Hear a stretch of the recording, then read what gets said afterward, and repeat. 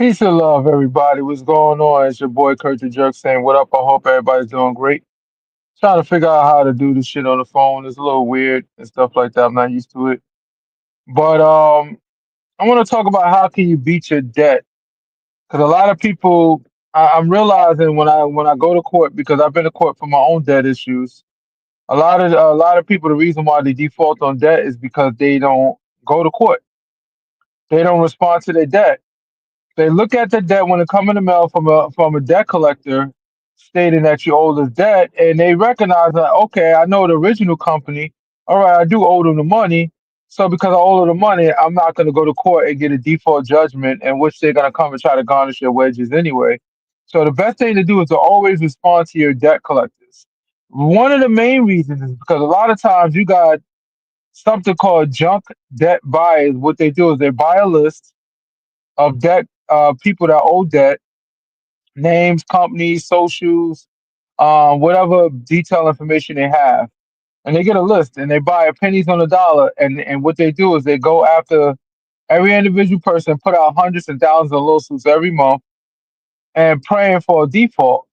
And a lot of and 90% of the time, people default on it because people don't respond to it. Because people say, well, why would I go to court? I have no money. I can't fight. Even though they're gonna mess around and garnish you anyway, you should be trying to fight the best way you can. But the best thing to do is to always challenge it. You know why? Because you never have a contract with that debt collector. You never sign any contract with them. And buying debt in America is legal, but you got to make sure that they have all the legal documentation.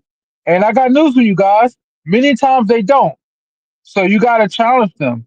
So if you get a lawsuit in the mail from a small claims court or whatever type of court, answer it.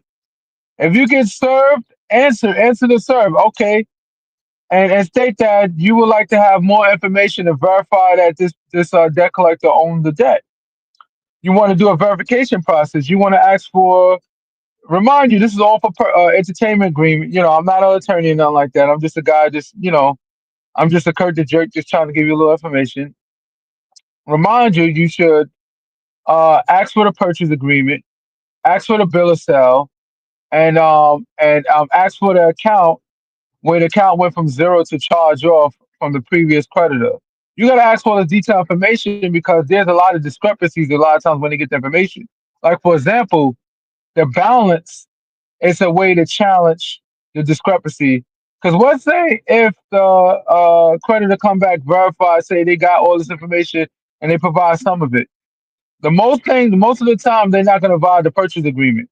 The reason why is because the purchase agreement got so much details in there, and a lot of times the purchase agreement say that we can't guarantee that the information presented here is accurate, but to our knowledge, we believe that is accurate. So because of that one piece of information that's listed in that purchase agreement, and sometimes the purchase agreement says that we don't mind you trying to collect the debt, but you can't sue the debt collector. I mean the debtor, the person that did you can't they can't sue you. They only could try to collect the debt from you, like work out arrangements with you. Like they get authorization to do that. So most important thing is to look at that purchase agreement or forward flow it's called or either purchase agreement or it's called forward flow agreement, depending on what state you're in.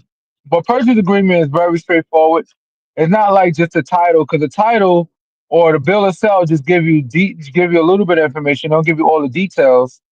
So you want to ask for a forward flow agreement or a purchase agreement, because the purchase agreement has a breakdown. Now here's the problem: you got judges, not all judges, but some judges are okay with the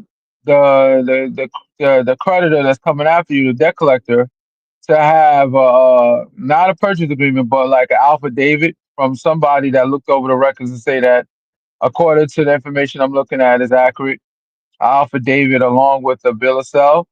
And in many cases, they allow that to be sufficient, but you got to push back because a lot of these debt collection agencies, I'm not going to say no names, has a history of violating the Federal Debt Collection Act. So you got to look up online to see if they have any violations of it. The reason why is because you want to use that case law when you write your answer, saying that due to before the judge challenge you to try to get you to say, oh well, the bill of sale should be sufficient. You got to challenge in the beginning your answer letter. Like so, when you get sued, In your answer letter, you should be like, oh, our record shows that, after carefully reviewing, it appears that this company has a history of violating Fair Debt Collection Act or something like that. That's from the Federal Protection Bureau, or whatever.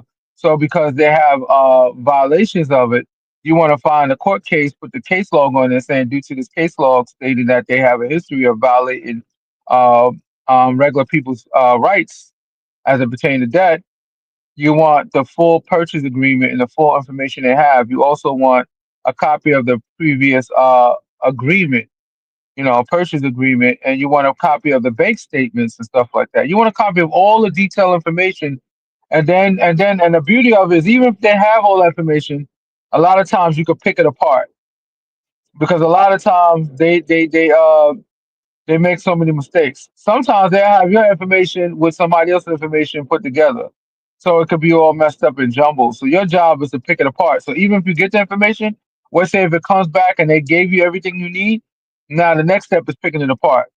But in many cases, you can file for dismissal with prejudice. And the reason why you want to file for dismissal with prejudice once they realize they can't provide the information for you is because they can't come back and sue you for it again. That's why you request for dismissal with prejudice. Now, let's say in the worst case scenario, all the information comes back, right? And there's nothing you could do because all the information come back, everything's been fully verified, all the information is detailed, corrected, everything. Now they want to work out a payment arrangement or agreement with you. Okay, you can work out agreement, but be careful when it comes to agreements because sometimes they will be like, oh well, we could charge you your debt is like for example, your debt is $1,000. All right, we're gonna charge you. We'll split it in half. We'll make it 500, and then we'll do a forgiveness for the other 500. Well, here's the trick that they're not telling you. You pay the 500, and boom, you straight, right? The other 500, you're gonna get some and a tax form at the end of the year, 1099 on it, meaning that it's gonna count as taxable income, and that's the trick right there. So you're gonna end up paying taxes on that, the other part of that 500. So to protect yourself, you tell them no, 500 flat. I wanted to balance 500 flat, and that's it. And I don't want no summary. I don't want no judgment because be careful. They'll try to use language to try to say that we have an agreement along with a little judgment and stuff like that. No, you put in your agreement that provided that I pay this $500, I want a dismissal with prejudice, so they can never come after me again. You don't want them to have that dismissal without prejudice because anybody can get a dismissal, but that means that they have the ability to come back and charge you with it again. You know what I'm saying? And then be careful with payment arrangements. Because what say they say, okay, well, you don't have $500, right? Because remember, we said your debt was 1,000. They're gonna forgive you for 500, so you only have to pay 500, and you don't got 500 right now, right? So now they're breaking down some payments. We're gonna break it down to 6 months, right? So what is 6 months? Was it $75 a month or something like that? Estimated, I'm getting it wrong, 70, $80 a month, right? All right, so we're gonna pay $75 a month, right? The problem with that is if you miss one payment, they could default judge. They could go back and default judge you and make you responsible for the whole entire balance. So you got to be careful of all those tricks that you can fall into. So you got to make sure you pay every nicks and cranny, every penny. But I'm gonna let you guys go. I got to go to work. I have more information that I can provide you. I can even provide you with sheets that you can answer when you have situations with lawsuits. But I promise you, if you answer your lawsuit, you have a better chance of winning than losing. You know what I'm saying? Simple as that. Because if you don't answer your lawsuit, it's a guaranteed loss. I promise you of that. Peace.